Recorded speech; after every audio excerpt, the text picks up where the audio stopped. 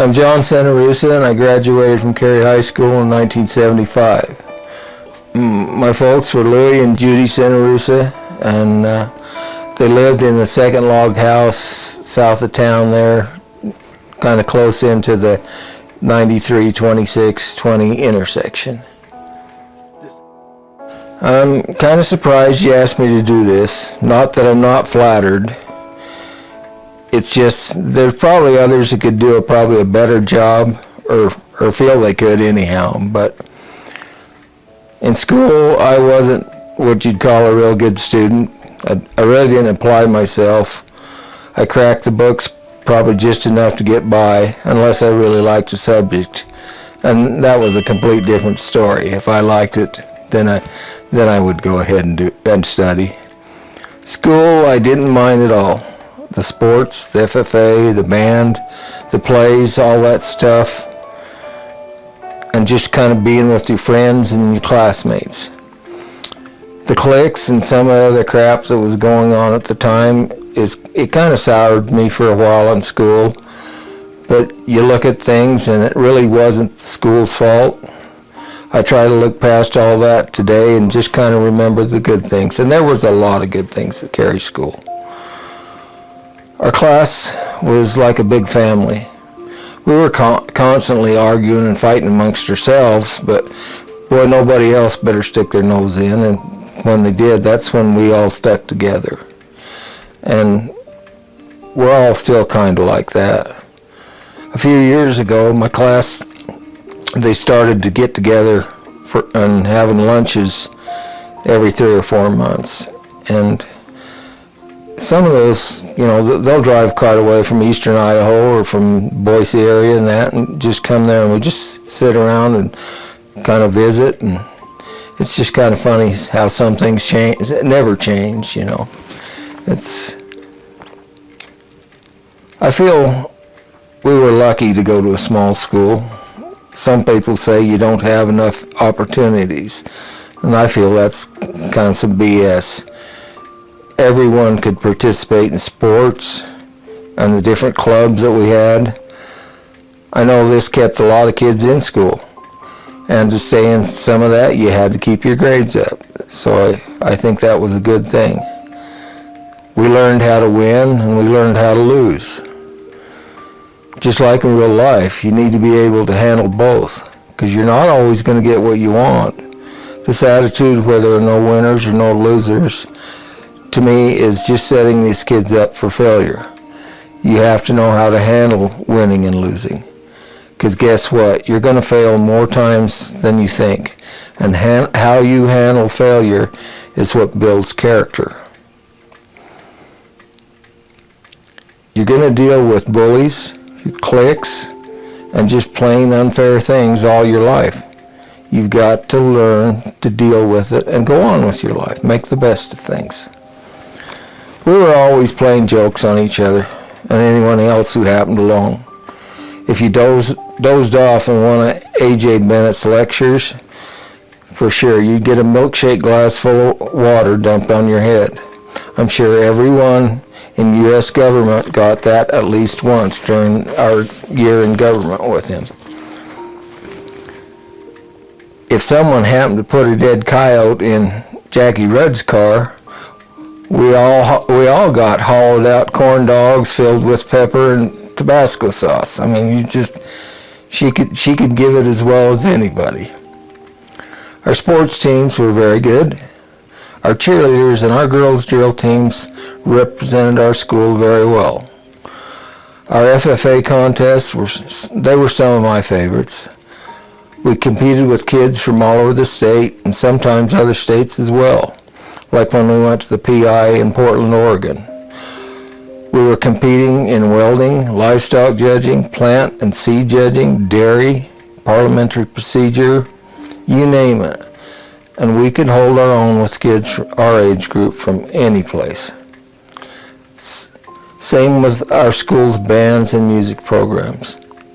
They were great, and Ronald did an excellent job teaching the kids of Carey in the music departments. We were always joking around and playing practical jokes, but we did respect our teachers, and we knew where to draw the line most times. It was a different time. If you got in trouble at school and got a SWAT, you can bet when you got home, you got a lot worse. One time, Cheryl Ray threw George Kirkland through the ag room doors out there, and he landed out there. And he was doing something he wasn't supposed to. He knew he was in trouble right off, and nothing had come about it. But like I say, we were all messing around. But Cheryl, he got even with all of us, and he got back at each one of us before the year was over. But it still didn't stop the horsing around. I mean, I remember Dare Jensen. He was a cool principal. A lot of people didn't like him, but I did. Dare he loved to go hunting, and I know him and Jerry Weaver and several of the other kids, they'd go hunting a lot together, which was pretty cool.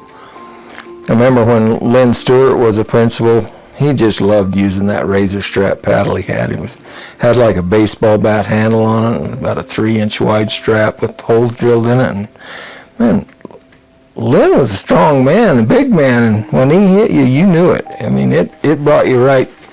It woke you up in a hurry. A.J. Bennett, overall, he was pretty cool, but he used to give what he called shoulder massages when he acted up in his class. And what he'd do is he'd pinch these cords in your neck till he popped. And it hurt like hell, I'll tell you. It did hurt. But what was worse at the time, by the next day or for a couple of days afterwards, your neck was so stiff and sore you could hardly turn your neck. That kind of thing, it came to an end pretty quick when one time he gave Darryl Green one. And Darryl missed school for a few days afterwards, and when he come back, he still had a hard time turning his head. Well, Darryl's dad, Charlie, caught AJ in town in front of the Texaco just a few days later, and he took him down and he gave him one.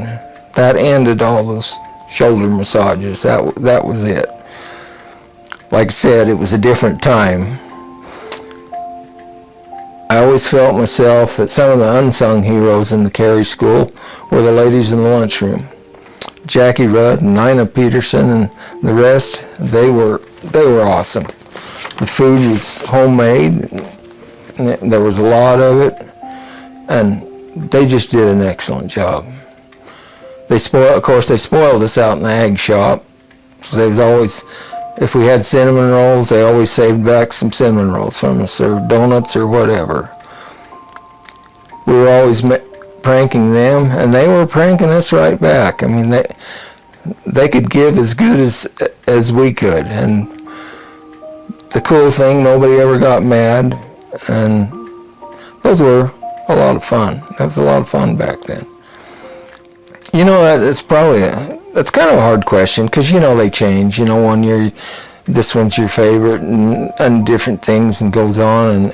But I guess overall, if I got to pick, I would say I probably like Cheryl Ray is probably one of my favorites. And I think that was because I did enjoy the ag classes and stuff, the welding and all that we did. I mean, on the ag classes themselves, Cheryl did a good job, and of course it was something I was interested in, so that's probably why I'd pick Cheryl. I hung around mostly with Jim Barton, Mark Hansen, Raymond Bain, Chip Molyneux, Mike Peterson, Jerry Weaver, Darryl Green. Then Carl Peterson, he was a few years older than all of us, but he was a good friend. Well, we rode snowmobiles, motorcycles, we hunted, anything with horses. We was always messing around with horses. Or just, you know, hanging out with our friends. Lots of time myself, I just going with Dad to the sheep or up Fish Creek to the cows. I mean, yeah, it was work, but it was fun, and, you know, they say if you enjoy what you're doing, you never work a day in your life, so I've always kind of looked at it like that. Well, to be honest, I had no idea what I wanted to do. after high school, but I always figured something to do with ag because, you know, I liked agriculture. And I ended up being the noxious weed superintendent for Blaine County. Try to keep the county and the people in the county in line with the state noxious weed law and the different weed laws and stuff. And we do spraying. We try to make sure we take care of county ground first, and then the bad part is when you have to get after your neighbors and people you know and you know, and make them clean up their problems. But it's interesting. It's fun. The plants, the insects on the biocontrol, the different, you know, different chemicals, all of it. It's an education, and there's quite a bit to it, but it's interesting. So, well, after I graduated, I attended Boise State University for a while, majoring in business management. In 1978, I went to work for the Blaine County, and I worked with the road and bridge crew there for a few years until 1984. I applied and was accepted as the noxious weed superintendent for Blaine County. I'd been talking with a friend of mine, Larry Justison, and he'd been a previous weed superintendent here in Blaine County, and he'd moved on to Wyoming. And I just thought it'd be an interesting job, which it has been. But I had a background in ag and taking ag in school, where we studied the weeds and plants and all that. It got my foot in the door for the job, but I soon found out that this job takes a lot of studying. I found it interesting, but I've been told that I do a pretty good job at it. So I've attended schools, weed schools and training at the University of Idaho, the University of Utah, Montana State University, University of Wyoming. We do constant trainings and seminars from Idaho State Department of Ag and the Western Society of Weed Sciences. I'm a past president of the Idaho Association of Weed Control Superintendents, a past president of the Idaho Weed Control Association. I'm a member of Idaho Weed Control Association Hall of Fame and a past Weed Worker of the Year. I was on Governor Phil Batt's Noxious Weed Advisory Council, and I've been on a lot of state boards and committees. I've made presentations to Idaho Weed Control Association, the North American Weed Management Association, the North American Invasive Species Association, and a lot of other groups. I married Tess Rutia in 1983. And we have 3 children, Sean, Jennifer, and Caleb. I got 3 grandchildren, Wesley, Cameron, and Layton. My son-in-law is Dylan, and my daughter-in-law, Alyssa. I guess seeing people, it don't matter the age, not afraid of trying new things and trying to improve themselves. Not giving up when you get knocked down and keeping a positive attitude.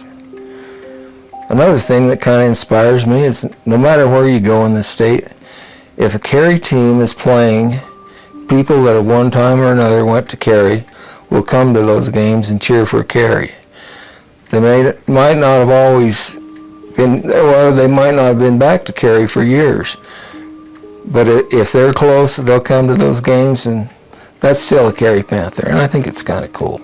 They show up? Yeah, even Moscow, and some of those people, you run into them and you go, oh, hell, I haven't seen you for 25, 30 years. Right. I think I was. But more important, I think Boise State thought I was. I mean, my class and my grades, they were good enough. And I didn't have to take any bonehead or remedial college courses. So I guess I learned something in high school, or at least enough to do good on the SAT, ACT tests. One of my classmates, Victor Hofstetter, he got a scholastic scholarship to Princeton. So, you know, he was ready. So I think they did a pretty good job preparing us.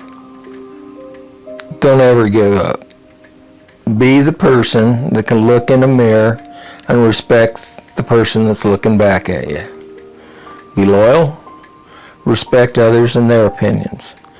Remember, what others think or say about you, it's none of your business. It doesn't define you. Well, I'm probably the last person to give advice, but don't worry about things you can't control. It's okay not to know or to be sure of what's next. Just don't worry about it. Don't be afraid to try new things, though.